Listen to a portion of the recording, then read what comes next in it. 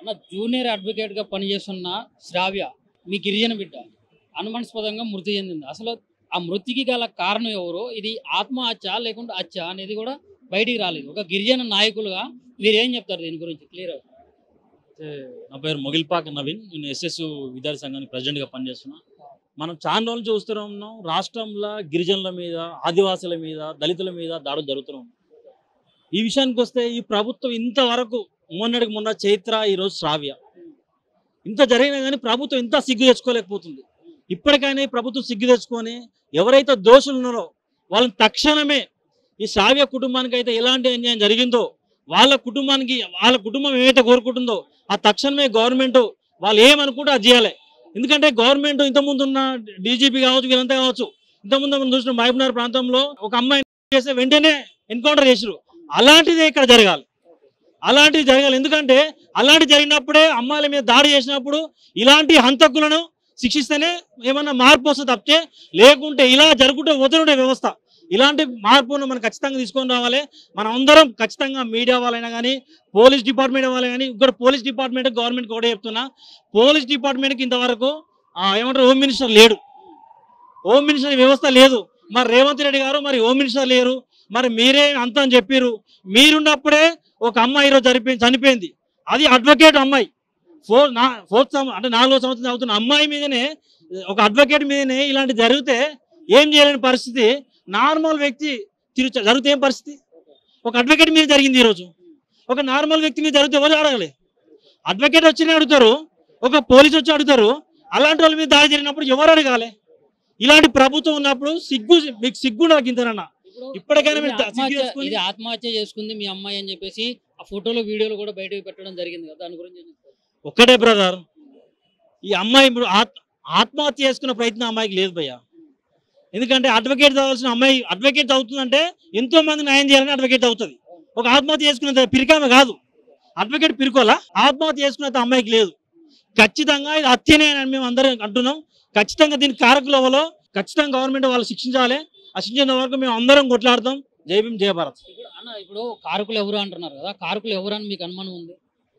అన్న, కారకులు ఎవరు అనేది ఎవరైతే యజమాని ఉందో వాళ్ళే కారకులు. ఇంకో వాళ్ళు ఉంటారు కారకులు, వాళ్ళే కారకులు ఉంటారు కదా. ఇప్పుడు ఈ అమ్మాయికి సండే ఏముంటుంది? సండే విలువాల్సిన అవసరం నీకేముంది? ఏముంది నీకు సండే? అమ్మాయి ఒక అడ్వకేట్ కదా, నీకు సండే ఏం పని? ఇంతకుముందు మిత్రులు చెప్పినట్టు ఇంతకుముందు చైత్ర విషయంలో ఇట్లా మేము అందరం కొట్లాడినాం. అమ్మాయికి న్యాయం జరిగే విధంగా మేము ఇలా కొట్లాడినాం. ఇప్పుడు ఇలా శ్రావ్య విషయంలో మేము ఇలా కొట్లాడతాం. అందరూ సపోర్ట్ చేయాలని తెలియజేస్తున్నాం. Thank you. ఏమంటున్నారన్న? అంటే ఇప్పటి వరకు ఎఫ్ఐఆర్ కూడా చేయలేదు. పోలీసు వాళ్ళు ఏమంటారు అన్న? పోలీసు వాళ్ళు ఏమంటారు? మా డ్యూటీ మేము చేస్తున్నామంటారు. మా డ్యూటీ మేము చేసిన అయితే మేము శ్రావ్యేతర ముచ్చులు మా అందరిని, మా తమ్ముళ్ళని, మా అన్నలను, విద్యార్థి నాయకులు ఎందుకు అరెస్ట్ చేస్తారు పోలీసులు? పోలీసులు మీరు వాళ్ళకి సపోర్ట్ చేస్తారు కదా. ఇప్పుడు గిరిజన నాయకులుగా మీరు ఎట్లాంటి ఒత్తిడి చేశారు పోలీసులు? అంటే ఎఫ్ఐఆర్ చేయాల్సిందే అని. బరాబర్ చేయాల్సిందే, బరాబర్ న్యాయం జరగాల్సిందే. న్యాయం జరిగేంత వరకు మేము కొట్లాడతాం. తెలంగాణ రాష్ట్ర రాజధాని నడిబొడ్డున హైదరాబాద్లోని ఈరోజు న్యాయ విద్యార్థిపై హత్య జరగడం చాలా దురదృష్టకరమైన విషయం. ఈరోజు శ్రావ్య లాంటి అనేక మంది బాధితులు ఎంతోమంది ఇట్లా అత్యాచారానికి గురయ్యారు. ఈరోజు 4వ సంవత్సరం చదువుతున్న ఆ శ్రావణిపై హత్య చేసి ఈరోజు ఇది ఒక ఆత్మహత్య చిత్రీకరించడం చాలా బాధాకరమైన విషయం. తక్షణమే నిందితుల్ని ఎన్కౌంటర్ చేయడంతో పాటు బాధిత కుటుంబానికి డబుల్ బెడ్రూమ్ ఇల్లు, ₹1 కోటి ఎక్స్గ్రేషియా వేయాలని మేము న్యాయ విద్యార్థుల తరఫున డిమాండ్ చేస్తూ ఉన్నాం. తక్షణమే నిందితుల్ని ఎన్కౌంటర్ చేయాలి. ఎన్కౌంటర్ చేసేదాకా కూడా మేము భారీ ఎత్తున ఆందోళన చేస్తామని ఈ సందర్భంగా ప్రభుత్వాన్ని హెచ్చరిస్తా ఉన్నా. నా పేరు Viplav Kumar, LLB law student association రాష్ట్ర అధ్యక్షుడు.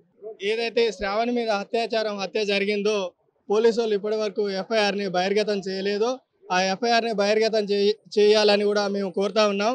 అదేవిధంగా అగ్రవర్ణ మహిళల మీద కానీ, అగ్రవర్ణ విద్యార్థినుల మీద కానీ ఏదైనా హత్య జరిగితే ప్రభుత్వాలు స్పందించి వెంటనే ఎన్కౌంటర్ చేస్తే కానీ మాలాంటి గిరిజన దళితుల మీద మాత్రం హత్య జరిగితే మాత్రం నిమ్మకు నీరెత్తినట్టుగా వ్యవహరించి ఈరోజు చూసి చూడనట్లుగా వ్యవహరించడం చాలా దురదృష్టకరమైన విషయం అని కూడా నేను చెప్తా ఉన్నాను.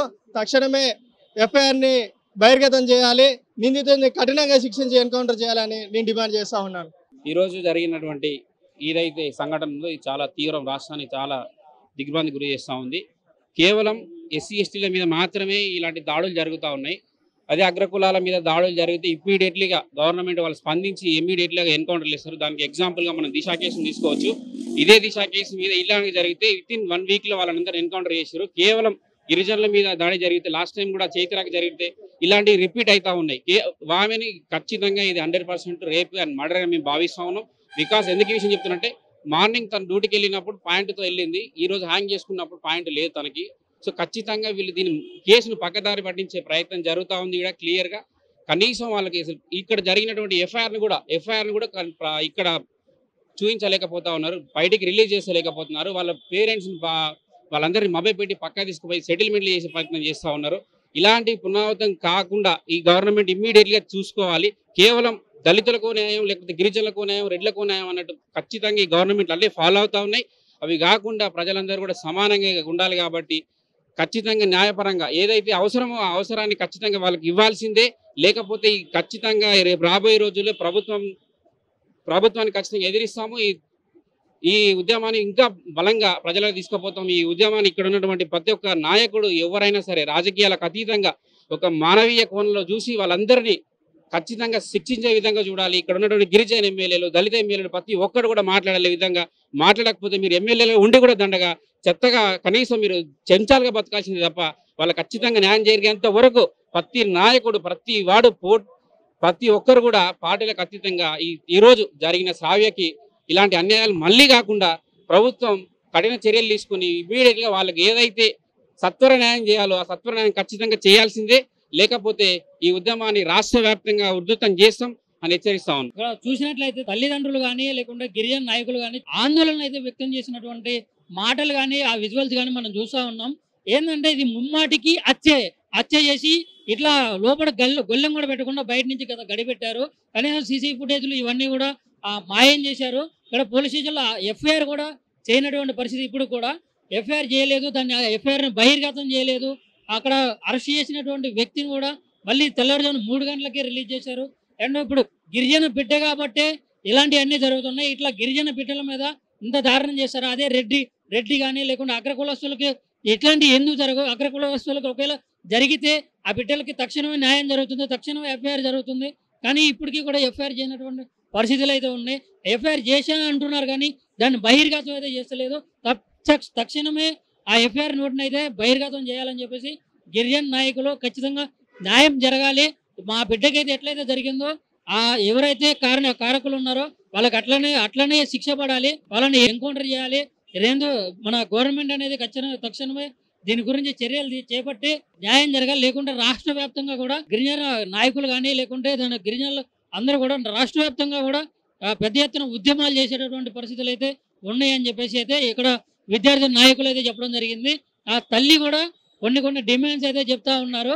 ఆ తల్లి అయితే తీవ్ర ఆగ్రహం, పాపం చూస్తుంటే నాకు వీడియో చూస్తుంటే నాకే కంట్లో నుంచి నీళ్ళు వచ్చేటట్టు అంత బాధపడుతున్నారు ఆ తల్లిదండ్రులు.